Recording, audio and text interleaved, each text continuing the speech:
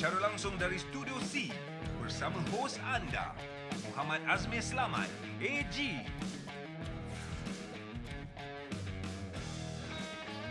Nirwan Fayumi. Dan Justin Ang.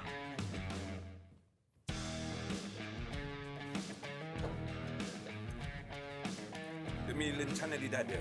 Ini yang gila. Baik, selamat sejahtera. Assalamualaikum warahmatullahi wabarakatuh. Hari ini saya sangat-sangat teruja untuk bersama dengan anda. Alhamdulillah, siaran secara langsung kami berikan kepada anda. Ini adalah Trio On Point. Kami jejaka-jejaka yang akan terus mengisi waktu malam anda. Waktu siaran yang baru dari jam 10.30 minit malam membawa ke jam 11.30 minit malam. Hari ini saya bertemankan sahabat-sahabat saya AG bersama dengan Nirwan dan juga Justin.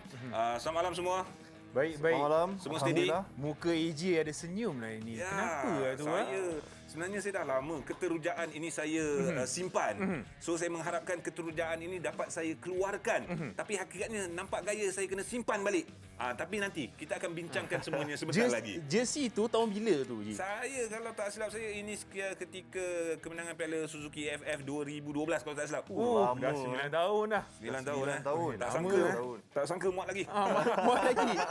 Masih nampak macho, masih nampak kacak dengan. Betul. Seperti biasa kepada penonton TV7 pada ketika ini, teruskan memberi pandangan. Jangan segan, jangan malu. Berilah pandangan, berilah pendapat berkaitan dengan topik yang kita akan bincangkan pada hari ini. Kita rahsiakan dulu topik dia dulu. Okey, boleh hubungi kami di talian bebas 1-888-1677 dan boleh ikuti kami di akaun media sosial kami seperti yang tertera di bawah. Okey. Dan kepada abang-abang yang bergaduh dengan anak bini nak tengok TV tu, jangan risau. Bergaduh dengan anak bini, zaman sekarang TV satu kat rumah. Bergaduh macam-macam.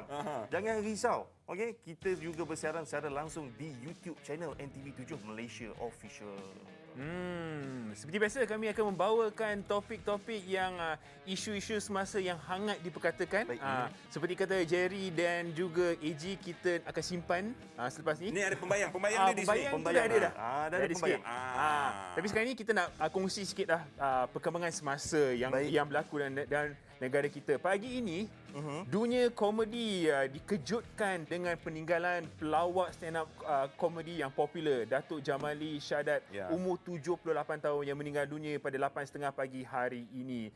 Dan beliau punya zaman kegemilangan pada tahun 1980-an lah. Abang Iji ingat lagi tak? Saya ingat lagi bagaimana kita berhibur bersama dengan Datuk Jamali Sadat dan yang pasti ketiadaan beliau amat-amat dirasai kerana Datuk Jamali Sadat ni antara figura ataupun selebriti yang membawa kepelbagaian watak. Melihat Datuk Jamali Sadat, dia memberikan hiburan kepada penonton-penonton dengan membawa watak atan. Itu memang sangat-sangat sinonim. Maknanya kita telah pun kehilangan Datuk Jamali Sadat dan kita juga kehilangan watak tersebut, atan. Jadi kami dalam Trio On Point ini ingin mengucapkan setinggi-tinggi takziah kepada keluarga Allahyarham. Moga Allahyarham husnul khatimah, ditempatkan bersama dengan insan-insan tersayang kekasih Allah, dan moga segala-gala perjalanan sepanjang pengorbanan beliau dalam industri hiburan ini dapatlah sama kita hargai, insya-Allah. Ya, beliau juga merupakan macam salah seorang pioneer dalam dunia komedi, stand-up komedi sebenarnya. Dan kita harap yang pelawak-pelawak pelapis ni akan meneruskan perjuangan beliau. Betul. Baik. Okey, baik. Seterusnya kita akan berkongsi ini antara perkembangan pandemik COVID-19. Pandemik COVID-19. Yang mana hari ini Okey. Boleh kita kongsikan Berapa kes tu? 4284. 4284 masih lagi tinggi je. Masih lagi tinggi. Masih lagi rakyat Malaysia perlu ambil serius tentang penggunaan SOP, mengetatkan lagi SOP sebaik yang mungkin, dan kematian hari ini setahu saya paling tinggi je. Semalam 21. Semalam 21. Semalam 21 kematian. Hari ini masih lagi tinggi. Ini 18. antara fenomena lah. Fenomena yang kita sedang hadapi bukan saja di dalam negara kita Malaysia, di seluruh dunia. Dan dalam keadaan begini, mahu atau tidak, keadaan perlu diteruskan lagi. Perjalanan ekonomi itu perlu dijaga. Yang pasti kita nak mengucapkan jutaan terima kasih setinggi-tinggi penghargaan, of course, kepada pucuk pimpinan, kepada frontliners kita yang difahamkan tak cuti dah dekat setahun dah ni. Dan ada juga kita dapat gambar war-warkan saya bila tular video mengenai kata dakwanya seorang doktor mengamuk di jalan raya petang tadi saya rasa terpanggil untuk rasa simpati sebenarnya. Mungkin keadaan doktor tersebut yang dalam keadaan tertekan ataupun stres ataupun tak cuti dan juga sebagainya membuatkan dia akhirnya terluahkan juga emosi dia. Betul. Dan tugas kita sebenarnya sebagai orang biasa mudah saja mematuhi SOP, keluar rumah jika perlu. Kalau tak perlu tu duduk je dekat rumah ataupun ambil food delivery dan sebagainya lah. Dan dalam masa yang sama, di samping kita mengikut SOP tu, kena jaga kesihatan mental. Sangat-sangat kena jaga kesihatan mental. Okey, ada dakwaan juga yang mengatakan itu bukan yang berbalik pada video tadi yang tular petang tadi itu, ada yang mengatakan dia adalah seorang doktor kalau mengikut video itulah sebab dia ada tunjukkan bukti. Tapi KKM menafikan. KKM menafikan mengatakan dia bukan seorang doktor, dia seorang pensyarah. Jadi apa yang tular kita sedia maklum itu adalah satu perilaku dan contoh tidak baik sebab difahamkan wanita tersebut telah melakukan kesalahan jalan raya tapi dia tak dapat nak menerima kenyataan dia ditegur mungkin oleh dua orang anak muda ketika tersebut. Jadi isu ini memang berlaku. Tak kiralah pensyarah ke doktor ke sesiapa saja, kalau dalam keadaan emosi kita tak dapat kita nak kawal dan ego kita ketika itu mungkin akan memulakan bibit-bibit pertengkaran. Itu kemungkinan bakal berlaku. Jadi dalam keadaan kita menangani pandemik COVID-19 ini dengan stres, dengan kerja, dengan keluarga dan juga sebagainya, kita kena kawal, kita kena jaga diri kita sebaik mungkin, insya-Allah. Ya, dan dan satu lagi perkembangan terbaru. Perkembangan terbaru yang ni saya rasa pasti panas bagi seluruh rakyat Malaysia. Yang mana bekas pengerusi Felda Tan Sri Muhammad Isa Abdul Samad didapati bersalah atas 9 pertuduhan rasuah berjumlah RM3 juta Malaysia berkaitan pembelian Merdeka Place hotel dan suite di Kuching, Sarawak. Dan kini Tan Sri Isa Samad dipenjara selama 6 tahun dan juga denda sebanyak RM15.45 juta. Wow. Okey, itu telah ini 9 diputuskan berjalan serentak. Kalau ikut total 54 tahun. Kalau dibahagi-bagikan berapa jumlah tahun dikenakan tindakan? Sepatutnya hukuman penjara berjumlah 54 tahun. Okey. Akan tetapi hanya perlu menjalani hukuman penjara selama 6 tahun sebab kesemua hukuman penjara itu berjalan serentak. Faham. Dan kes ni dah berjalan selama 3 tahun kan? Sejak 2018 Betul.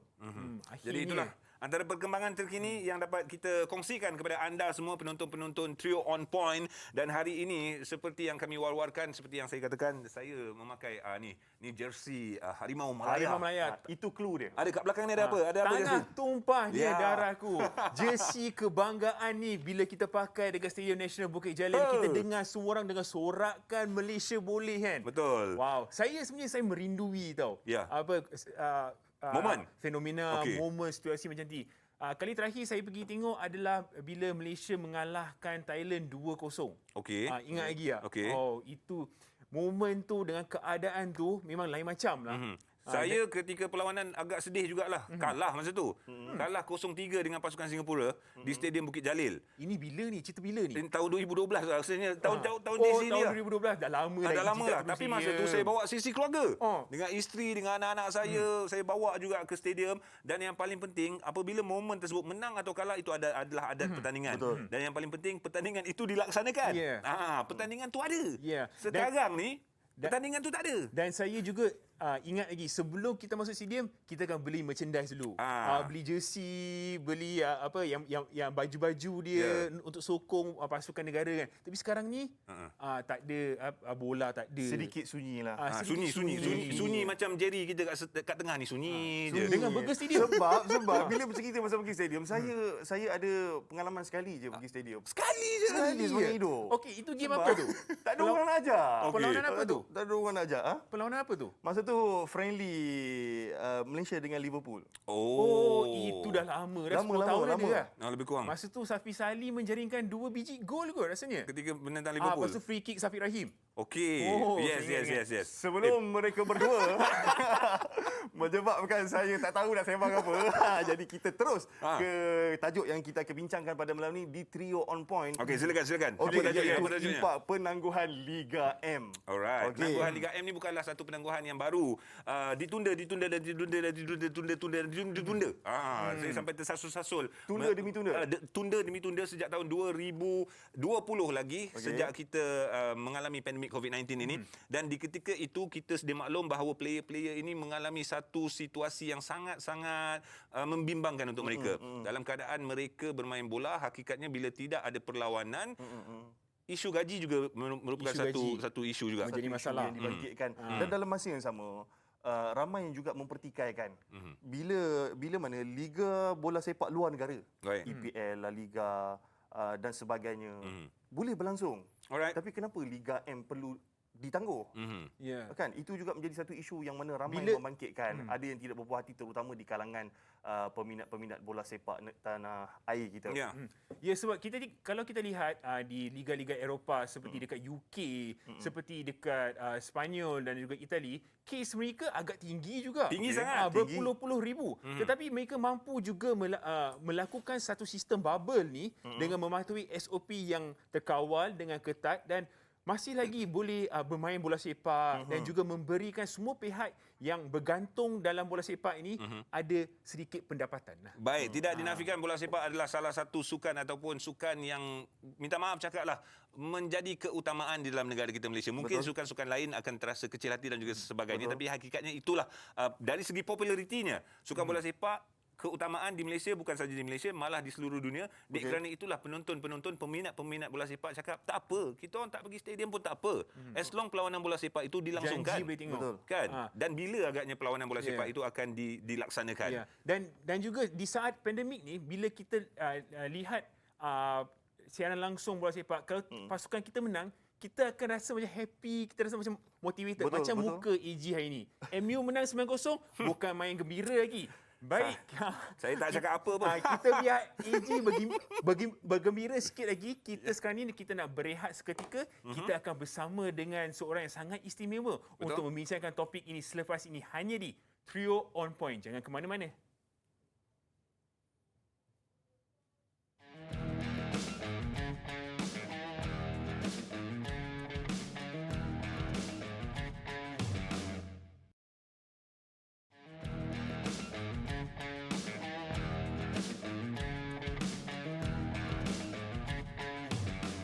Betul lah kata Justin dan juga Nirwan, kami merindui suara sorak-sorai peminat-peminat, merindui suara-suara chant daripada apa orang kata tu peminat-peminat bola sepak, memeriahkan lagi suasana dalam stadium itu sendiri, di luar stadium, dan hakikatnya kita dah dekat setahun ni.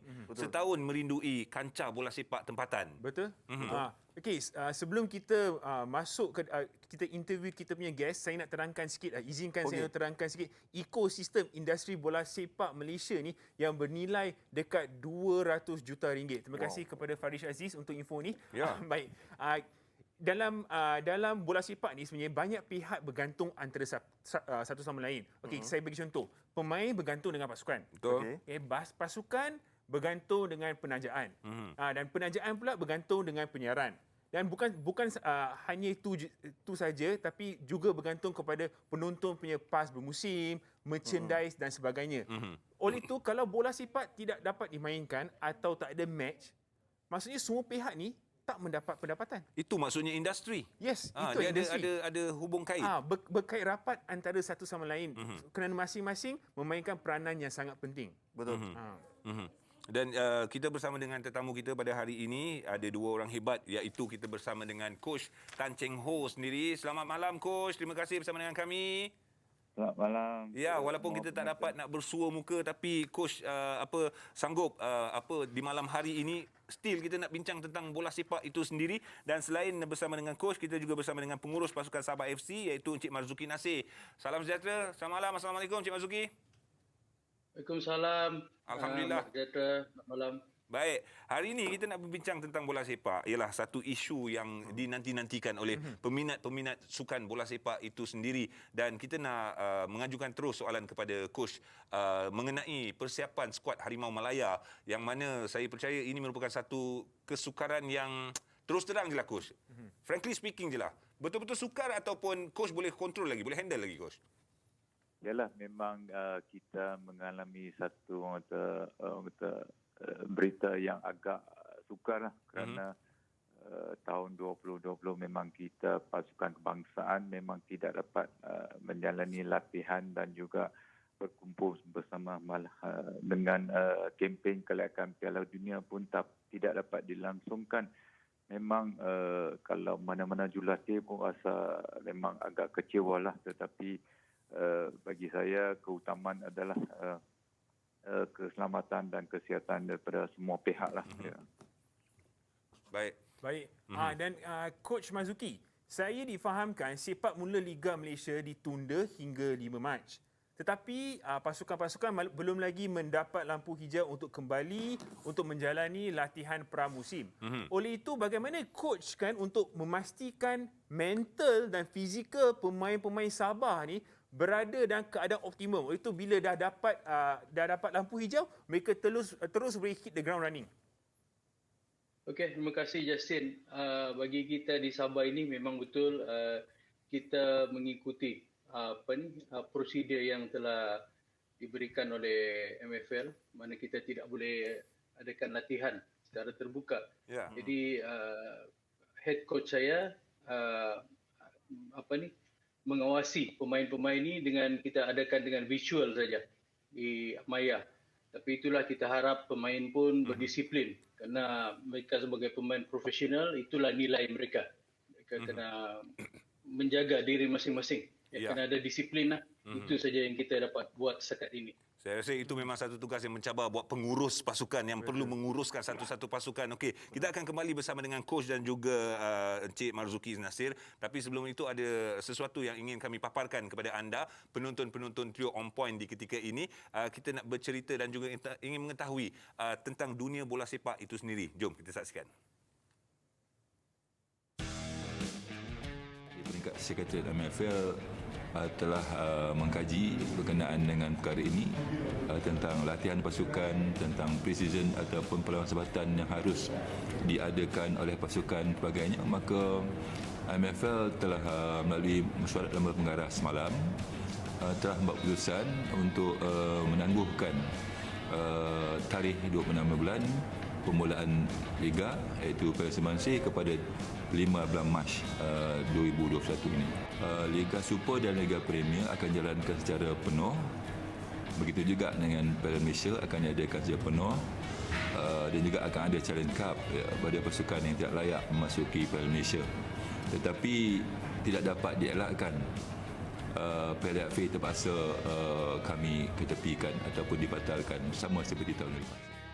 Baik, terima kasih banyak-banyak Datuk Ghani, Big Boss untuk MFL itu sendiri, antara orang kuat yang ingin memastikan Liga dalam negara kita Malaysia ini terus dilaksanakan walaupun dalam keadaan pandemik COVID-19. Dan saya sempat berborak bersama dengan Datuk Ghani banyak jugalah mengenai isu-isu MFL, isu-isu FAM, isu-isu berkenaan dengan PFAM. Segala-galanya dirangkumi kerana MFL ni bertanggungjawab untuk melaksanakan Liga itu berjalan dengan lancar.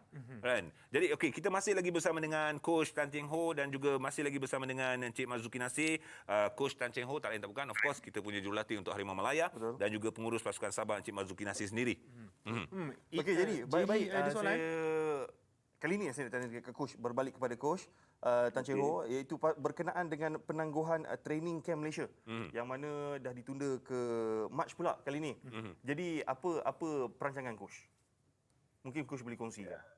Ya, memang dalam perancangan awal memang kita nak adakan latihan pada bulan Januari, iaitu tahun ni 2021, tetapi disebabkan PKP dan kita terpaksa akul lah dengan mengikuti arahan daripada kerajaan supaya latihan ditangguhkan, dan kemudian kita merancang pada bulan Februari, tetapi sekali lagi terpaksa ditangguhkan disebabkan mungkin keadaan pemain-pemain tidak dalam keadaan fizikal dan mental yang tahap yang terbaik lah untuk jalani latihan untuk pasukan kebangsaan. Kerana kalau untuk latihan kebangsaan kita selalu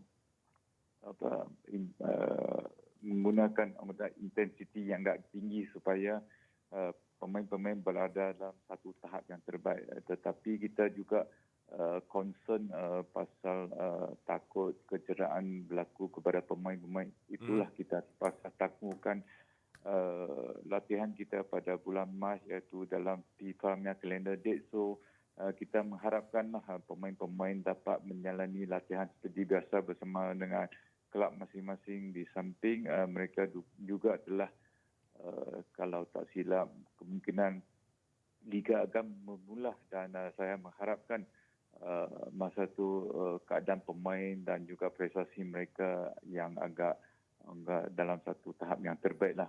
Ya, itu juga harapan kami peminat-peminat sukan bola sepak ni. Kalau anda sedang saksikan kami secara live ni, kami duk tunjuk-tunjuk ni. Okey, ni Wan. Okey, Justin pula. Sebab masing-masing nak tanya soalan ni. Betul. Teruja ni sebab ini adalah masa dan inilah peluang untuk kita ajukan soalan kepada orang-orang hebat ni. Secara eksklusif. Secara eksklusif. Dan saya ada soalan secara eksklusif ni untuk Encik Mazuki Nasir. Ya. Baik, kalau kita merujuk kepada Liga Eropah sekarang ni, mereka ada bubble system dengan SOP yang ketat. Setiap minggu minimum sekali atau 2 kali swab test untuk semua staff-staff dan juga pemain-pemain pasukan. Saya nak tanya, adakah pasukan Sabah mempunyai fasiliti-fasiliti atau keupayaan untuk melakukan seperti bubble system di Eropah? Dan kalau tak ada, apakah cabaran dan apa yang perlu dilakukan untuk mencapai optimum bubble system seperti Eropah? Kita tak ada keupayaan ke, Cik Bazuki? Okey, keupayaan sebenarnya saya telah mencari tempat itu yang kita telah berikan pandangan kepada MFL di Sabah ini agak kurang tempat yang kita boleh buat untuk bubble system. Tapi bagi saya kekangan yang lebih besar bukan camp itu tetapi adalah bajet. Kita sebelum bermula musim kita telah sediakan bajet. Jadi bila kita kira costing untuk bubble system ini bukan murah dan kita tidak tahu berapa panjang bubble system ini dan saya rasa ini juga akan mengganggu psikologi pemain bila pemain itu berjauhan dari family dalam satu jangka masa yang lama. Baik. Dan itulah saya cadangkan kalau boleh kita lakukan kekerapan swab test pada pemain. Actually, bubble system ni apa, Justin? Okey, bubble system ni apa yang saya fahamkan dalam kalau kita guna macam semasa Champions League dulu. Champions League tahun lepas bulan 8, semua pasukan-pasukan yang qualify untuk quarter final akan ke Portugal untuk main seperti World Cup. Sekali harung lah senang cerita. Sekali harung dan player-player tidak boleh keluar daripada hotel masing-masing. Dalam bubble lah. Dalam bubble Dalam itu tersebut. Oleh itu mungkin kita punya Liga Malaysia pun boleh lakukan bubble system ni di negeri-negeri yang mungkin tidak banyak kes. Okey. Kan? Sebagai contoh, Pantai Timur. Sebagai contoh dekat Pantai Timur. Baik. Sekali harung kita mungkin boleh mainkan dalam 3 bulan. mungkin 10 perlawanan 3 bulan. Main dekat tempat tu. Bila kes dah kekurangan, baru kita main seperti biasa. Alright. Coach, setuju ke dengan pandangan tersebut, Coach? Ialah memang kita kena lihat dapatkan persetujuan daripada MKN dan kerajaan juga. Kiranya benda ini berlaku, saya rasa satu pendanda positif jugalah. Ya. Tapi Coach, saya terfikir juga dalam keadaan sekarang ni pandemik COVID-19, training sukar, perlawanan tak ada. Untuk tim Malaysia, Harimau Malaya sendiri dan ini di bawah tanggungjawab Coach nak memastikan anak-anak Coach ni berada dalam kondisi dan juga keadaan yang terbaik. Siapa yang memantau mereka, Coach? Sebab mereka ni datang ni daripada tempat-tempat yang berbeza. Tim tu nak kena meluas, Coach. Macam mana? Ini satu lagi tugas yang mencabar untuk Coach dan hasilnya peminat-peminat nakkan result yang gempak juga. Tapi hakikatnya kerja kena kerja keras. Apa pandangan Coach? Ya, memang kami barisan jurulatih sentiasa berkomunikasilah dengan pemain-pemain dan juga jurulatih-jurulatih daripada kelab masing-masing supaya kita memantau keadaan semasa pemain-pemain dari segi fitness mereka dan juga latihan mereka. Itu yang kerja kami sentiasa nak pastikan pemain-pemain dalam keadaan yang terbaik lah apabila datang untuk latihan pada pasukan kebangsaan nanti. Boleh percaya Coach dengan pemain-pemain Coach? So far kita kena 100% lah percaya kepada pemain kerana dari tahun 2019 itu terbukti mereka mampu melakukan kerja-kerja atau walaupun dalam suasana under pressure, pemain-pemain dapat juga melakukan tugas dengan begitu baik lah. Ya, betul. Saya rasa pemain-pemain sekarang ni membara. Kalau boleh nak ini kalau diorang diberi pelepasan ni untuk bermain, memang all out ni. Memang out, confirm, lepas geram. Ya. Jadi coach, macam mana dengan persiapan untuk pasukan Piala Asia? Ya. Kelayakan Piala Asia. Adakah coach dah ada dah pemain-pemain dalam pemikiran coach yang coach nak pilih? Ada Sumarih ke coach? Sumari ke, Brandon Gunn ke? Yalah, itu adalah salah satu tonggak pemain-pemain lah, dan kita selalu barisan jurulatih juga memastikan kita sentiasa ada pool player atau core player yang dalam keadaan yang terbaik lah. So kita memang lebih kurang ada 30 pemain dalam kita punya tactical untuk anytime kita akan panggil pemain-pemain tersebut lah. Baik, berbalik kepada Cik Marzuki Nasir, pengurus pasukan Sabah. Jadi kita nak tahu, kongsikan dengan orang ramai, dengan penonton pada ketika ini, apakah kesan kepada pasukan negeri Sabah khususnya jika Liga M ditangguhkan, dan apakah persiapan yang dilakukan oleh pasukan negeri Sabah? Bagi saya, bagi pasukan dari Sabah ialah bila Liga M ini ditangguhkan, dia akan mengganggu persediaan kita dalam dari segi latihan, dan juga ialah kemungkinan seperti biasa ini adalah industri chain kan. Baik. Dia juga akan mengganggu penajaan dan pelabur yang ingin melabur di Sabah FC ini sendiri. Baik, itu dia antara kata-kata yang diluahkan. Terima kasih banyak diucapkan kepada pengurus pasukan Sabah FC, Encik Marzuki Nasir. Dan coach, kita nak dengar sedikitlah kata-kata sedikit daripada coach mengenai player ataupun tim Harimau Melaya kepada peminat-peminat. Jangan bimbang, jangan gusar. Apa yang boleh coach yakinkan peminat-peminat tegar Harimau Melaya ni? Yalah, saya sentiasa berkomunikasi dengan pemain-pemain, juga memberi nasihat supaya sentiasa berfikir positif lah walau keadaan pandemik berlaku. So kita tetap menjaga disiplin dari segi kesihatan, dari segi fizikal dan mentally kena bersedialah. Kerana kita tahu pasukan negara berada dalam satu landasan yang terbaik untuk kita layak ke peringkat yang seterusnya. Kita tidak mahu terlepas peluang tersebutlah, kerana agak lama lah pasukan kebangsaan tidak berada dalam satu peringkat yang terbaik. So kita harap dan doalah untuk pandemik dapat dikawal dan kita hidup seperti biasa, dan semua orang akan gembira dengan keadaan sedemikianlah.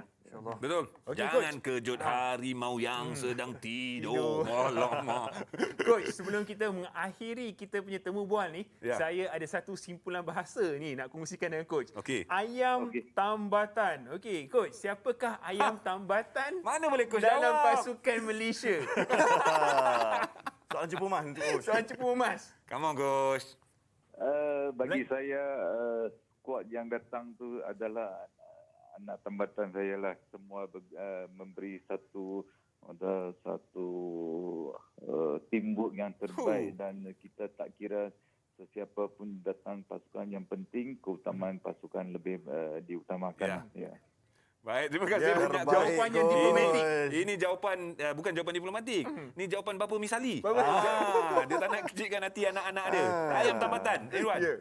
Baik, ayam tambatan yang bermaksud orang harapan. Sesuailah dengan topik yang kita bincangkan pada hari ini. Yes. Berkenaan dengan sukan bola sepak di Malaysia. Baik, sekali lagi kami nak ucapkan jutaan terima kasih kepada Coach Tan Cheng Ho, jurulatih bola sepak Malaya, Harimau Malaya, dan Terima juga kasih. pengurus pasukan Sabah FC, Encik Marzuki Nasir. Kita doakan yang terbaik. Betul kata Coach, kita mengharapkan ada sinar di hujung terowong. Bak kata Ya, Justin. betul. Ada mentari sinaran tu kita dah semakin nampak. Sebab masa 2019 bulan 11 saya pergi tengok dua-dua game Malaysia. Malaysia main dengan mantap sekali. Ya. Dan saya masa tu saya dah ada harapan ni Piala Asia 2023 Malaysia boleh pergi. Tapi 2020 pandemik datang terus semua cancel. Ya. Hakikatnya kita bersama dalam satu kumpulan yang sangat tough. Kita ada pasukan UAE, kita Vietnam, kita Thailand, dan juga Timor Leste. Timor Leste. Timor Leste. Jadi kita berada di tangga kedua sekarang ni. So harapan itu masih lagi ada. Apa kata Nirwan? Kata saya, kita berehat sebentar. Kita berjumpa lagi di 3 on Point.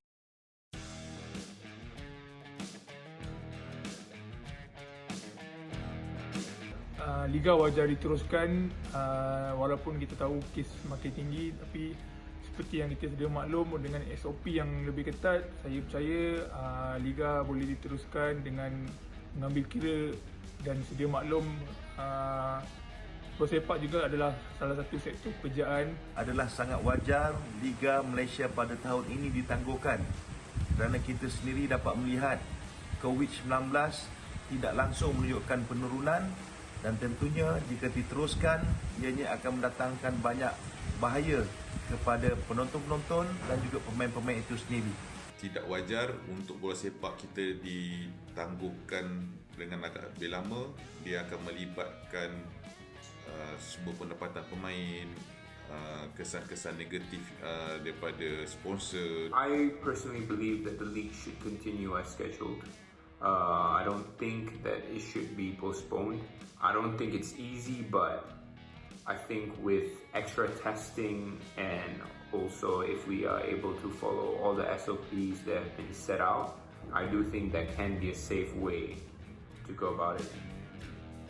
Okey, Sean adalah antara punca kenapa ramai peminat-peminat wanita suka tengok bola sepak. Ya, betul. Hello katanya, hello. Dia macam ibarat macam tengok David Beckham lah dekat betul. padang. Sampaikan apa yang Sean cakap, dia orang tak perasan. Sean cakap apa, dia tengok buka je. Tapi terima kasih diucapkan kepada anda semua. Masih lagi bersiaran secara langsung bersama dengan kami di ketika ini Trio On Point. Saya nak betulkan sikit, Eji, Timor Leste tu dulu dalam Indonesia.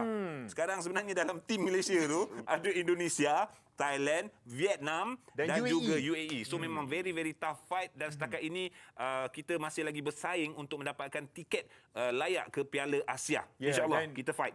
Mungkin final round World Cup kalau ada rezeki dan segalanya berjalan dengan lancar. InsyaAllah. Tapi kita percaya. InsyaAllah. Kita punya pasukan negara, tanah tumpahnya negaraku ada kehebatan, ada kekuatan itu. Kita Harimau Malaya kot. Yeah, come on. Okey, silakan. Silakan jadi. Okey, dan selepas ini kita akan bersama dengan tetamu kita yang seterusnya, iaitu Encik Izham Ismail, Ketua Pegawai Eksekutif Persatuan Pemain Bola Sepak Profesional Malaysia PFAM. Assalamualaikum Encik Izham. Waalaikumsalam. Sihat Encik Izham? Alhamdulillah sihat. Suara macam marah je, kenapa? Macam marah je. Macam tak puas hati ke kan? Ada tak puas hati? Ke ni? Ada tak puas hati? Luahkan. Cerita. Okey. Alhamdulillah. Okey, Persatuan Pemain Bola Sepak Profesional Malaysia yang memang kita sedia maklum antara persatuan yang betul-betul memartabatkan dan juga membantu pemain-pemain bola sepak dalam negara kita Malaysia. Contohnya sebelum ini mengenai isu gaji, PFAM inilah yang ke depan untuk berhadapan dengan isu tersebut, memperjuangkan hak-hak pemain kita. Dan sekarang ni, adakah hak-hak pemain kita untuk bermain ini dihentikan ataupun dinafikan hak mereka? Cik Izam. Tentu sekali apabila industri bola sepak ini tidak dapat dijalankan, kami di PFAM merasakan tidak patut sukan seperti bola sepak ini ditangguhkan ataupun sebagainya, dan kami di PFAM menggesa pihak kerajaan untuk memberikan kebenaran kepada industri bola sepak ini untuk terus dijalankan demi periuk nasi dan juga demi kerjaya pemain. Dan bukan sahaja itu, industri bola sepak ini berkait rapat dengan pelbagai stakeholder ataupun pemegang taruh yang lain. Kita ada pemain, pasukan, jurulatih, penyokong dan sebagainya, dan ia berkait rapat. Dan tentu sekali apabila industri ini ataupun Liga Malaysia tidak dapat diteruskan, ia memberikan kesan yang sangat negatif kepada ekonomi bola sepak di Malaysia dan juga perkembangan industri sukan bola sepak ini secara amnya. Okey, Encik Izam, tahun ni mulanya Liga M di bawah swasta. Adakah pasukan-pasukan Liga M semua ni bersedia tak untuk swasta? PFM risau tak? Risau tak? Mungkin ada masalah kewangan dan siapa yang boleh bantu pasukan Liga Malaysia ni? Ya, tentu sekali. Apabila masalah-masalah seperti COVID-19 ini berlaku, ia memberikan risiko yang lebih tinggi kepada pemain. Apabila ada sesetengah pasukan yang masih lagi belum bersedia untuk diswastakan secara sepenuhnya. Dan ini menjadikan kerisauan dan juga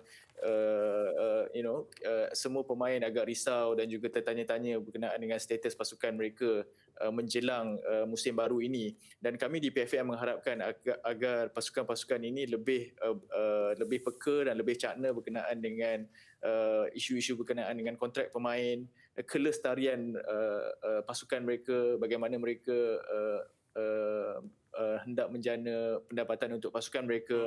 Dan kita juga faham apabila pandemik COVID-19 ini berlaku, ia sedikit sebanyak merencatkan pelan-pelan pasukan untuk melestarikan keuangan mereka. Dan kita sebagai salah satu pihak dalam bola sepak di Malaysia ini cuba untuk memahami keadaan ini, dan kita mengharapkan agar ada titik pertemuan dan juga akan ada satu penyelesaian di dalam perkara ini. Dan apa yang kita nak ialah industri bola sepak ini dapat terus hidup dan seterusnya pasukan-pasukan juga boleh terus menjalankan operasi mereka dan pemain-pemain boleh menjalankan kerja mereka sebagai pemain. Okey, Cik Izam, ramai yang kata semi pro dulu lagi baik. Apa pandangan Cik Izam? Terjamin. Ya, dia ada pro dan con lah. Tetapi apabila kita menuju ke hadapan bola sepak sebagai satu industri, professional is always the way to go. Dan apabila kita bercakap berkenaan dengan profesionalisme, masih ada ruang-ruang dalam kita ke arah profesional ini, masih ada ruang untuk kita perbaiki. Saya rasa bola sepak Malaysia tidak pernah sepi daripada isu-isu berkaitan dengan gaji, berkaitan dengan kontrak, dan inilah tugas kita bersama di dalam bola sepak Malaysia untuk memastikan industri bola sepak ini sentiasa profesional, sentiasa dijalankan dengan baik untuk memastikan kerjaya pemain bola sepak ini boleh dimainkan dengan baik. Dan saya rasakan we don't have to look back at the past. Kita terus pandang ke depan. Baik. Dan saya faham yang perbincangan sentiasa berlaku di antara MFL dan juga PFAM. Apakah status terkini mengenai bila akan mulanya betul-betul Liga Malaysia ni? Ada tak apa-apa perkembangan terkini as of today? Perbincangan sentiasa dijalankan secara formal dan juga informal antara PFAM, FAM, MFL, dan juga saya juga percaya MFL juga dan juga bersama dengan FAM sedang berusaha sehabis baik untuk bekerjasama dengan Majlis Keselamatan Negara dan juga Kementerian Belia dan Sukan untuk memastikan sukan bola sepak dapat diteruskan. Dan saya juga telah dimaklumkan hari ini ada satu lagi permohonan daripada pihak FAM dan juga MFL kepada Majlis Keselamatan Negara untuk diberikan kelonggaran kepada industri bola sepak untuk diteruskan. Dan kita tak tahu bila kita dapat approval tersebut, dan saya mengharapkan agar kita semua dapat terus memberikan sokongan kepada semua kepada industri bola sepak kita untuk dapat terus bermain, insyaAllah. Definitely, insyaAllah. Jadi itu yang kita mahukan sebenarnya, dan kita di 3 on Point pun dah pun mendapatkan respon daripada Datuk Ghani, Big Boss untuk MFL itu sendiri. Dan menurut kata Datuk Ghani, dia pihak MFL sedang merangka dan juga memperincikan SOP terkini. Jadi segala dakwaan harap bersabar, dan insyaAllah kalau kita melihat Cik Izam bulan 3, bulan Mac, itu harapan kita. Harapan kita liga kita diteruskan.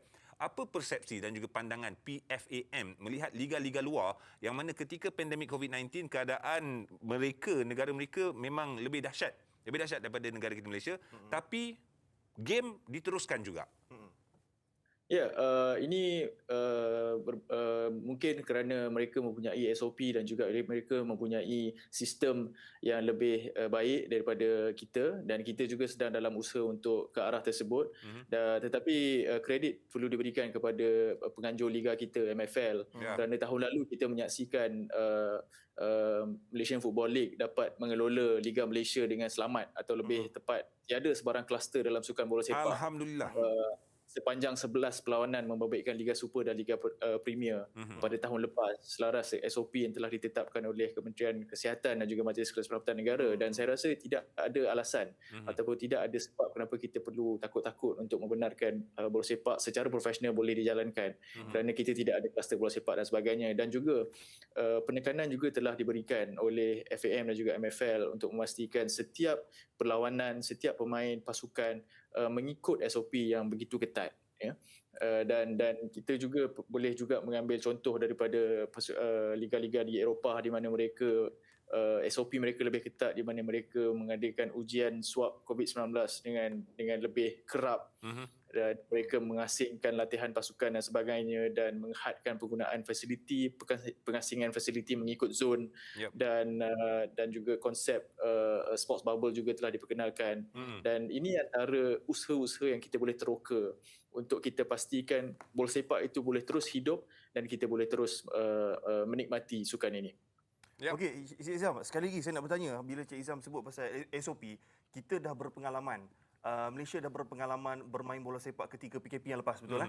PKP yang lepas. Jadi apa mungkin Cik Izam daripada PFAM sendiri ada assumption ataupun ada andaian apa lagi yang perlu diperkemaskinikan dalam SOP untuk menjadikan Liga M tu boleh berjalan dengan lancar tanpa sebarang masalah?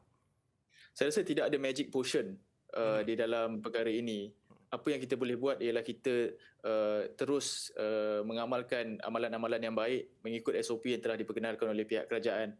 Dan kita, saya mewakili PFAM juga mengalukan segala usaha yang boleh memastikan perjalanan Liga Bola Sepak ini berlangsung tanpa halangan. Dan pada masa yang sama meminimalkan risiko jangkitan COVID-19. Kita sedia maklum, public health and player safety are the main priorities lah. Dan kita perlu faham yang kenapa kita mahukan industri ini terus dapat dimainkan semula ialah isu-isu yang lebih jauh, lebih kompleks, iaitu isu ekonomi, isu kontrak pemain, isu kestabilan liga, isu kestabilan kelab dan sebagainya. It's wider employment issues, not just entertainment and not just untuk suka-suka sahaja, kerana ia melibatkan industri, ia melibatkan periuk nasi dan juga ia melibatkan kehidupan ratusan ataupun ribuan dalam industri bola sepak ini. Ya, saya terfikir pula dari segi costing, dari segi nilai itu sendiri. Saya ada anggaran, lebih kurang anggaran, okey. Untuk satu musim tu, untuk pasukan Liga Super lebih kurang 10 juta ringgit. Satu tim. Dan untuk Liga Perdana 5 juta ringgit. Untuk runkan satu tim. Operasi dia. Kos operasi. Okey, dan berkemungkinan besar kos tersebut akan ditambah kerana memerlukan fasiliti ketika pandemik COVID-19 ini. Satu-satu tim perlu menyediakan swab test untuk satu keseluruhan pasukan sepenuhnya. Jadi pandangan Cik Izam sendiri, apabila ada fasiliti-fasiliti begini, sudahkah tim-tim kita bersedia? Terutama dari segi costing itu sendiri. Banyak ni sebenarnya. Dengan swasta. Dengan penswastaan ni. Betul. Ya, saya rasa kesemua pihak perlu memainkan peranan untuk memastikan kita boleh mitigate the economic circumstances, ataupun kita boleh mengurangkan kesan kepada ekonomi. Dan kita juga perlu lebih kreatif dalam memastikan kita hidup dan juga survive. Dan saya rasa ini merupakan fasa survival, dan ia bukanlah fasa untuk kita bergerak dengan lebih jauh dan sebagainya. Kita kena survive dulu, dan sebab tu kita kena teruskan sukan ini boleh terus dimainkan secara normal. Dan sebabkan itu kita kena pastikan sukan bola sepak ini boleh terus dimainkan supaya kita boleh survive. Dan mungkin kita boleh mengekalkan iklim komersial seperti sebelum ini, dan supaya pelabur tidak menarik diri. Dan apabila pelabur menarik diri, kesannya sangat-sangat besar kepada industri ini, dan antara watak yang akan terkena tempiasnya terlebih dahulu ialah pemain, dan ini satu perkara yang sangat-sangat merisaukan. Pemain bola sepak dalam dunia bola sepak umpama frontliners. Frontliners, betul. Okey, baik. Encik Izam, sebelum kita menutup kita punya perbincangan, saya nak tanya soalan yang terakhir. Okey, kita tahu yang Liga Malaysia akan jadi swasta untuk tahun ni, dan Liga Super ada 12 pasukan. Berapa peratus persediaan mereka untuk mengharungi Liga Malaysia yang swasta ini? Sedikit perbetulan, Liga memang sudah lama diswastakan, tapi pasukan dalam tahun yang pertama untuk diswastakan secara penuh, dan kita mengharapkan agar the numbers ataupun jumlah pasukan yang dapat diswastakan secara sepenuhnya dapat terus meningkat. Saya rasa kita berada dalam keadaan yang sangat-sangat istimewa lah, boleh saya katakan. Dan pada masa yang sama kita juga mengharapkan agar semua pasukan menghormati kontrak, pemain juga menghormati kontrak, hak mereka perlu dijaga, dan saya mengharapkan agar tidak ada mana-mana pasukan yang menjadikan COVID-19 ini sebagai satu peluang untuk memotong gaji pemain ataupun tidak membayar gaji pemain dan sebagainya, kerana ini merupakan satu tanggungjawab dan juga hak pemain di dalam kontrak. Dan saya mendoakan agar tahun 2021 ini kita dapat menjalankan liga dan juga tidak ada kes tunggakan gaji dan juga penambatan kontrak secara tidak adil. Memang betul. Jadi itu juga harapan kami.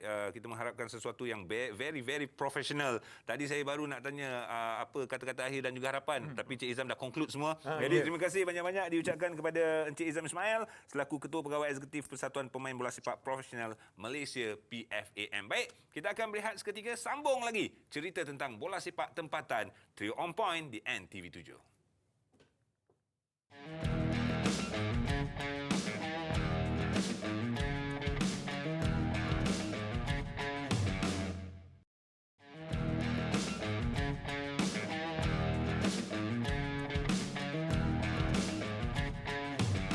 Trio On Point malam ini bercerita tentang dunia bola sepak, pengkhususan kita di dalam negara kita Malaysia, ya. Yang pasti Liga Bola Sepak adalah satu sukan yang dinanti-nantikan oleh seluruh peminat-peminat bola sepak, dan yang pasti juga sekarang ni kita menantikan bilakah detiknya akan kedengaran tiupan whistle permulaan. Itu dia. Bila nak dengar dan perlawanan permulaan untuk Liga Malaysia kalau akan berjalan pada 5 hari bulan 3 nanti adalah Piala Sultan Haji Ahmad Shah JDT? antara pasukan JDT dan Kedah. Dan Kedah. itu yang kita nantikan. Kita harap yang semua pihak ni akan bekerjasama antara satu sama lain dan mencari jalan penyelesaian yang terbaik. Sebab industri bola sepak ni adalah industri yang besar dekat Malaysia. Dan saya ada baca satu artikel yang kalau penswastaan ni berlangsung dengan baik, dalam 10 tahun kemungkinan akan bernilai 1 bilion ringgit. Industri bola sepak. Itu kita haruslah menjaga dan mencari solusi. Itu yang paling penting. Betul. Dan bercakap berkenaan dengan Liga M ini, kan yang mana diumumkan penangguhan dia. Jadi bagi pendapat saya lah AJ Justin, kan, sebab ini melibatkan bidang kuasa MKN yang menentukan apakah SOP yang sepatutnya bagi apa semua. Yang ini sekadar suara mewakili, bukan pandangan peribadi, tapi mewakili ramai peminat dan juga penyokong bola sepak di Malaysia, iaitu MKN perlu lebih proaktif. Ini sekadar cadangan. Lebih proaktif MKN? Perlu lebih proaktif sebab ramai orang tak sabar sebenarnya. Jangan kata peminat bola sepak tanah air je. Wa ima ada yang di kalangan yang sekadar disuka buka TV. Bila ada bola je dia layan. Sekadar penonton saja, walaupun dia tak kenal siapa pemain tu bagai apa semua ni, cakap macam diri sendiri kan.